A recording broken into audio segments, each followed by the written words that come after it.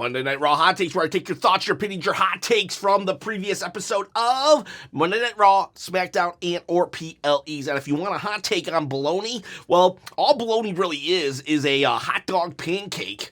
I said what I said. All right, so we've got RKO. Naomi straight up made history tonight, dropping the pregnancy bomb and vacating the women's world title. Was fearless and unforgettable. And then we also have KB saying, so happy for Trinity and John, so mad for Naomi. I like how you put that, actually. The title was so good. I love it. They've been wanting a child, so I'm really happy for them. Baby Uso on board. Proceed with caution. She's coming back. Naomi said she's coming back whether she's breastfeeding or not, and Baby Uso is now a heel in my book because, oh man, Naomi was my favorite character. She did the unthinkable. She toppled Drew McIntyre as my favorite character, and I just loved this heel run from Naomi. So fun, so unique, so amazing, so awesome, and it just took her 13 years to get here. I think that's what makes this announcement sting just a little. It's that it took her so long to get here. Like Becky Lynch, at least Becky, she like had her moment in the sun for a good couple years. Naomi's only had it for a good couple months, and she worked so hard to get here. Now, at the end of the day, though, the pregnancy, the baby, the human beings, they trump everything. So, like you said, happy for Trinity and John, not so much for Naomi, because this kind of like, it's a roadblock, caution tape all over this moment, but she'll be back. She'll be back, and what a way to go out in style, to cut a heel promo while announcing your pregnancy. Like, that has never been done. Never seen Stone Cold or The Rock do that. So Naomi's got that on them. What a legend. What a legend. If you want to see more of my views on this whole situation, I did it's not a situation. It's a happy event. It's a happy event. It's just, I'm just, conflicted. There's just, there's an itty bitty part of me that's just like, I want more crazy Naomi. She never got to get her fight with Bianca, but she'll be back. She said she'll be back. 9 months and some change. She's coming back for everybody. Just, Jimmy just likes Netflix and chill just a little too much. But at least, as Naomi said, the bloodline continues. She was so good. But yeah, watch my video yesterday to see more of my thoughts on that. Broke it down. We'll talk more probably as the hot takes continue. But unfortunately, Naomi did have to vacate her title last night. But fortunately, you can win this title at 20,000 subscribers. That's about 2,000 more. We're almost 18,000. So once I hit 20,000 subscribers, you can win this belt right here. Give it away on a live stream. I've already given away 2 altogether in the history of this channel. How do you win it, you ask? Send me $1,000 and no, I'm joking. Joking. All you got to do is comment below, subscribe to the channel, hit that bell, ding, notification. I'd appreciate it, and maybe a thumbs up. Give the thumb an up. Up that thumb, please. Would you like an up thumb? Yes, I would like an up thumb, unless you just hate Wrestlechop. Do you hate Wrestlechop? I wouldn't blame me if you do. Wrestlechop is I'm so positive. No more like you sit on the fence. Make a decision, dude. Do you love something? Do you hate? Okay. We got negligence. The fact that Roman is showing up to build a feud despite doing a movie and Brock isn't when he has nothing going on is inexcusable. This shows that Brock's return was just for shock value. Roman's actually out here trying to do something and help storylines, not leave us hanging. Yeah, not just that, but Roman is elevating someone, a mid-card guy. High mid-card, but he is elevating someone, because win, lose, or draw, Bronson Reed in a program with Roman, that's a huge freaking deal. But Brock Lesnar, he came to give us a shock at SummerSlam. That was literally the only reason why he showed up. We could have, Brock could have showed up at Paris and did the same exact thing and then gone to the next PLE. But no, we have Brock attack John Cena, and then 2 months later we get the payoff. lame sauce. Here's some lame sauce on my lame burger. It's like, that's what's going on with Brock Lesnar. You know, all the real world conflict that surrounds Brock Lesnar aside, just from a wrestling perspective, they should have brought him back. They should have let John just have his moment in the sun, basking in just the cheers and adulation of a career well done at SummerSlam. But no, we needed 3,058,000 social media clicks, even though the internet doesn't matter and we're not real, according to Triple H and even Nick Khan. Also, fun fact, I think Roman actually has appeared more than Cody Rhodes, and Roman's role is actually bigger than Cody in Street Fighter because they're in the same movie. But I get it, production schedules and stuff. All right, so we got Tug Speed Man Oz. I think Roman versus Reed match should be Extreme Rules. I think it should be a shoe on a pole match or a ladder match. That's low-hanging fruit. You got the shoes just hanging off like a telephone wire, but with a ladder to get up there. Let's do that. Nada says, I'm glad Roman came out to help Jey win this time. I also hope Jey wins his world title back, though I know it's not likely. I do think Jey has a good chance of winning his title back, but later, next year. I'm thinking Jey versus Sami Zayn is actually a possibility, and maybe Roman costs Seth the title against Jey. That's what I'm thinking. I did a WrestleMania prediction video a couple weeks back, and that was my prediction. I'm thinking that holds true because, make no mistake about it, Roman came out and he did help Jey, but that was a positive side effect to what Roman really wanted to do, because Roman never came out and helped Jey during his Gunther feud because he didn't care about Gunther. He cared about getting some revenge and some up-and-comings on Bronson Reed for stealing his shoes, so he came out there to beat up Bronson Reed, and hey, I'm here, might as well help Jey while I'm at it. Not saying that as a bad thing, not saying that as a good thing. Maybe it's a little bit of a bad thing, but either way, it's a thing, and I think that maybe next year Roman comes to beat up Seth, which then allows Jey to pin Seth in maybe a match. But right now, I don't think tonight. I don't think it's going to happen in Paris. Alan Shadrick says the exact opposite, basically. Bron Breakker should have squashed Jey in 30 seconds. Roman could have rescued him from a post-match beatdown. Yeah, I don't agree with this. I don't agree with this at all. I love Bron Breakker. Don't get me wrong. I love Bron Breakker. And I like Jey Uso too, so full disclosure there. Thing is, even if I didn't like Jey Uso, I wouldn't want us to throw away all of the main events, all of the work that he has put in. Like, they had him tap out Gunther in 0.5 seconds. So if there's a 30-second squash on Jey, that just ruins Gunther even more. So, no matter what, we gotta keep Jey safe and protected as a main event dude. Does that make sense? I don't mind Bron Breakker beating him, but just not in 30 seconds. But even that said, I think Braun was protected in this loss. Roman assaulted him. That's no shade in a protected loss, especially when Roman is the reason why you lost. Go Buggy, I love how Bron Breakker thought Tommy Dreamer was dead when Paul Heyman mentioned him in his promo. I know, that was so hilarious. What, he's not dead? Why did you ever think he was dead?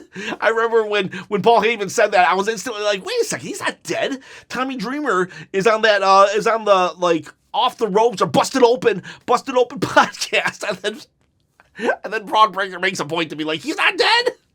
Bron Breakker's gold. He is so funny. I am legit doing a video on him soon, just appreciation video, like I did with Chelsea Green, because Bron Breakker, he's money, he's gold, he's funny. He's like a throwback. He's like a jock in one of those 80s movies that used to pick on the nerds. I love it. I'm allowed to say that because I was a nerd. W Potato, Bayley's way of her heel turn is giving Alexa Bliss vibes joining The Fiend. The way her voices in her head take over the way she thinks makes it perfect. To say she's being manipulated, but it's her own wants. Yeah, this is interesting. This is very interesting for Bayley. I don't know. To me, it happened too quick. Last week, we had this very unique promo of Bayley just doubting herself, and then this week, full-on voices, conversation, everything. I'm not saying we didn't have to get here. I'm saying that the first week video and yesterday's video, they should have been further apart. We should have had things in between. We could have made this whatever Bayley's going through. We could have made it like 3 to 4 to 6 weeks. We could have dragged it out. We got 52 weeks a year to drag this stuff out, so why not do that?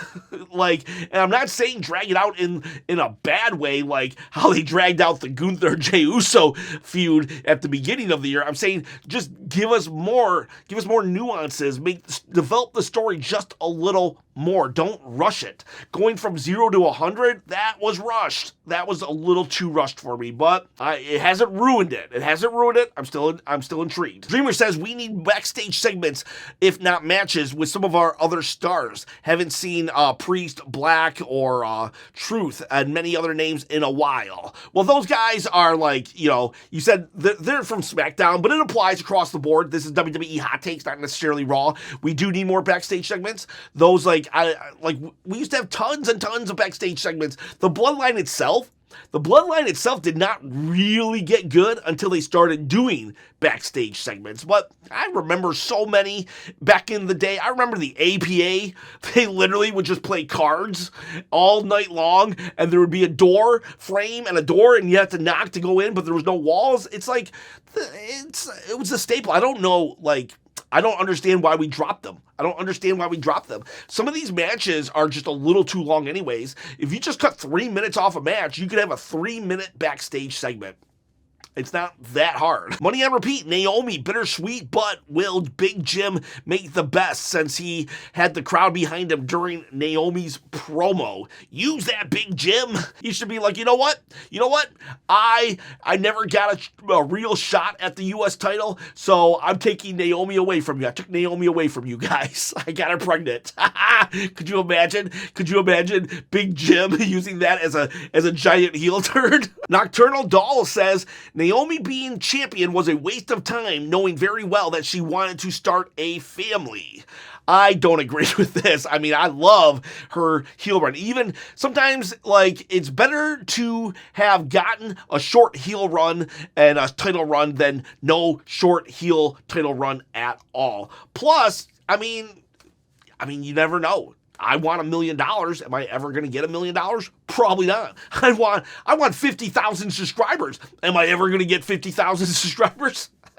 At this rate, probably not. Ron Talk Tabletop, number 1. I don't know if it's a hot take, but it's interesting how they tie everything Vision related around Roman. Shows you how important he still is. Yes, whether Roman is there or not, the ever-looming shadow of Roman that he casts, it's there. Roman reigns until he says, peace out, I'm gone forever. He will always be a thought. He will always be the motivation, because at any moment he can come out and say, I want my championship back. So Seth knows he has to eventually face that demon of his past. Number 2, congrats to Naomi. Even in the pregnancy announcement, she was owning it. Can't wait for the Unreal episode on this. Unreal. Oh man, Unreal. But yeah, she owned it, loved it. And number 3, Rhea will have the women's world title by the end of Clash. That might be a hot take. I think that's a safe bet, actually. Raphael Air says, number 1, Naomi bowed out like a boss. Even while in character, she couldn't help leak her true feelings. Naomi stockholders are eating good. Number 2, Xavier Woods looks jacked. Perhaps switching up his moveset to brawler type will do wonders for him. Yeah, you know what? Also, he's in grief, He's still grieving the loss of the tag team titles. And sometimes you you put your grief towards other things, so maybe he's just working out more. Plus, he lost his hat. Penta is such a villain for getting rid of that hat. By the way, I found that hat. It's $600 on Etsy. God, I want that hat so bad. I'm thinking if I could somehow get $600, I legit would find a meet and greet with Xavier Woods and give it to him. But I don't even know how I could do that. It's a pipe dream. It's a pipe dream. And then number 3, the AAA boys didn't disappoint in their Raw debut. I would like Vikingo to fight Finn next to showcase his talent. I wouldn't mind that either. I would love it actually because it would be a great match. My only problem is I just feel that Finn Balor playing second fiddle to Dominic it kind of eats away at me a little bit. I wish they were more equals. And I love Dom, but Finn Balor, this guy's your first Universal Champion of all time. Oh, it just sucks how far fallen he has. Now, if it was JD McDonough, I'd be way more okay with it. But I get what you're saying, Raphael, and I wouldn't mind Vikingo versus Finn on just a match level, though. It's OTW, not gonna lie, Raquel not winning against Iyo, disappointed, considering they beat her up after and she had Roxanne out there. The Raquel disrespect gotta stop, and shout out to Naomi, congrats. I'm a big Raquel Rodriguez supporter, really big. However, Iyo Sky is a top. She's top main event women's division. So I don't ever really see it as too big of a deal when one of your top stars beats a mid-card star. It would be great for Raquel Rodriguez to have won. Don't get me wrong, I would have loved it. But at the end of the day, Raquel to me is still. She's mid-card to upper mid-card right now, while Iyo is top. So I'm okay with it. But I understand your sentiment. Donatello Leonardo, people are saying Rhea shouldn't have come out because Iyo wanted to do the match herself, but the match was over and the Kabuki Warriors were just letting Iyo take the beatdown. So in reality, Rhea respected Iyo's wishes by not getting involved until afterwards. Yeah, you're right. There's nothing you said wrong. I just don't like the angle. I think the angle is so high school. It's this is your main event. You got 3 main event people in this. Kairi Sane kind of on the outskirts. She's mid-card. But Asuka, Iyo, Rhea, and they're all about to feud and just because you're more friends with her. That's lame. The men don't have that kind of feud. I guess Al Snow actually got jealous of The Rock with Mankind, but I don't know. I'm gonna hate you because you're more friends with that person. To me, that's a little bit childish, and these women, I think, deserve a better storyline for why they hate each other. Sky, Wonder Wolf. This time Roman caught Bron Breakker off guard and he finally didn't get his shoes taken. I love how Jey told CM Punk he didn't ask for his help and he doesn't want to owe him any favors. I like that too. Yeah, because Jey knows how CM Punk is always wanting his favors back. Yeah, and it was nice. Jey explained why he didn't want help because on one hand, honestly, it's kind of stupid for Iyo to say, I don't want help when she knows that Raquel Rodriguez is going to be out there.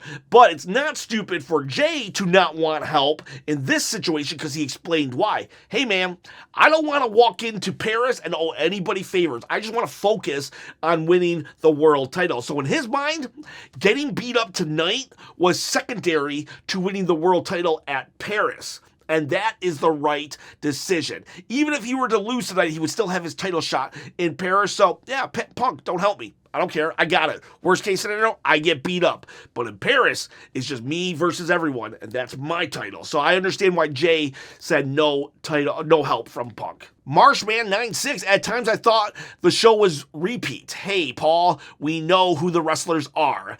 I agree there. The whole 20 minutes in the beginning of just reintroducing the Vision, all 3 of them, is a little old. It's a little old. Though, Paul does make it fun and entertaining. Number 4 says, this Raw was superb. I feel like last week was good, but tonight was refreshing.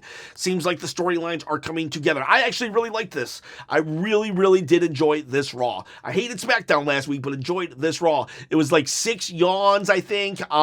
10 11 or 12 commercials, and I gave it a 9 out of 10 chops. Absolutely enjoyed myself. That's what I look at. Did I enjoy myself? I mean, did it repeat things? Yes. Did some of the segments fall flat? Yes. Are some of the feuds not exactly to my liking? Yes. But did I enjoy myself? If you look at it from that perspective, did you enjoy yourself, and did anything not make sense? Like, the storylines, they made sense. I don't like the high school storytelling of the women's main event scene, but it makes sense at least. So, like, I gave it 9 out of 10. Alfonso Passion. It's Mr. Iguana. He's got an iguana. It's a Wrestle Talk reference. Ollie Davis says that, and it's funny and amazing when he does. Love it, love it. Wrestle Talk is a great way to get your wrestling news. It's almost every morning. And Mr. Iguana, he actually does have an iguana. Surprised we didn't see the little demon Mito, or whatever they're calling him. Finn Balor's demon. We need to see that. Jordan McMahon, a man, says the vision is super stable. There you go. More of that kind of thinking right there. And you know why? I think it's really, like, it is a little on the staler than fresher side, because when Roman Reigns actually became the tribal chief and you know, head of the household, head of the table, the bloodline and all that, he changed his character. He totally went from the big dog to the tribal chief. And yeah, maybe it was a little slow to get to the final evolution of the tribal chief, but it was different. It was different. Seth Rollins started a faction, and Seth Rollins didn't change at all. From his music, to the way he dresses, to the way he laughs. Nothing has changed.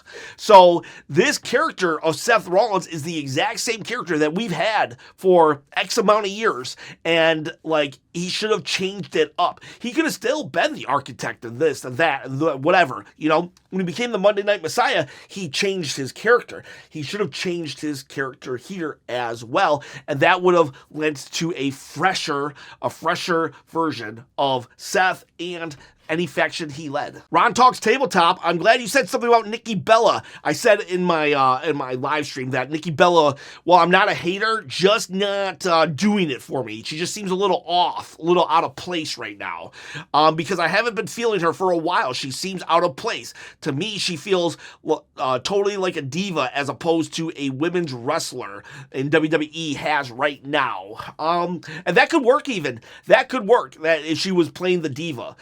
I know the get out of jail free card is go heel, but, like, why not? Why not have her go heel, be a diva? Tell her mission statement should be this: I'm a diva. The Divas division was better. I'm a reality TV star, more famous than anybody here. I'm going to win the women's world title, and I'm going to replace it with the Divas world title. And that should be her entire mission. And she could even team up with Chelsea Green, who's also wanted that in the past, and they could, like, that could be their goal. Like, simple as that. We would hate Nikki Bella then, and she would have a good place in the women's division with that kind of motivation. Ben P. Seth comes out dressed as a bouquet of flowers. We got Nada. Finn and JD were the correct winners. It should be difficult to beat an established tag team. I agree. I don't care who they're fighting. If you're the tag team champs, it should be difficult to beat you. Jimbo Slice, I'm all for the Bayley Orton gimmick. I hear voices in my head now that she's hearing voices too, but I worry about the ring execution. The I'm going crazy act is really hard to make believe. I hope it isn't too ridiculous and more nuanced. Yeah, I think Naomi's was, like, she was over the top, but there was never, like, direct voices or her seeing people that weren't there. So, but Bayley is straight up hearing another voice. So we shall see. DS with a red hot take. Please pay Roman Reigns his entire contract and let him go. Scratch his butt on some beach, or give him something fresh that isn't, I jobbed to you last week, so now I'm going to make you job to me today. Points to the air tribally. Whoa, red hot. Incoming, we all know everyone will cheer when he comes out, but there's no need to dilute a character that only shows up 10 times a year just for the pop. There's still stuff he can do. Yeah, why not just Roman say, you know what, I'm only coming back for WrestleMania. Just have him come back for WrestleMania. And you know, do we have to knock him out of commission just so he can take 3 weeks off? Here's an injury angle. He gets injured more than anybody nowadays. So I see what you're saying. But I think a lot of people will still be mad at you. JGel2274 asked me to fantasy book Baby Uso's debut. All right, so I put it in the comments, but here's basically the thing. This is Baby Uso's debut. My final comment. Bianca Belair, she's now the champion, right? And she's defended her title. She won a big match and blindsided. Somebody in a cloak has attacked her, and she just gets stomped on, and boom, it's revealed.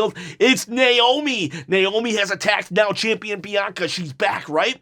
And then Jade comes running to Bianca's rescue. Whether they have amended their friendships or she just hates Naomi that much, Jade comes to the rescue, and Naomi completely takes off the cloak, and on her back, on her front, straddled, is the baby. The baby Uso is there, and Jay doesn't know what to do. How can she attack Naomi without putting the baby at risk? Naomi then grabs a bottle of milk, and squirts it in Jade Cargill's eyes. Jade is blind, and then she is attacked by Naomi as well, and nobody can do nothing. Everybody, there's officials telling her, get out of here, but they can't risk touching Naomi and the baby, and Naomi just laughs and laughs and laughs. She grabs a microphone and she says, like Queen Maleficent style, on this baby's first birthday, I will be back and I will reclaim what is mine.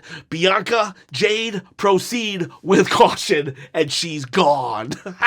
And that's how I book Baby Uso's first appearance debut in WWE. And so those are your hot takes for Monday Night Raw. Please check out more episodes. Don't forget to subscribe, comment, and all that good stuff. Love ya. Goodbye. And once again, I would just like to congratulate Naomi and Jimmy Uso for job well done. I don't know. Bye.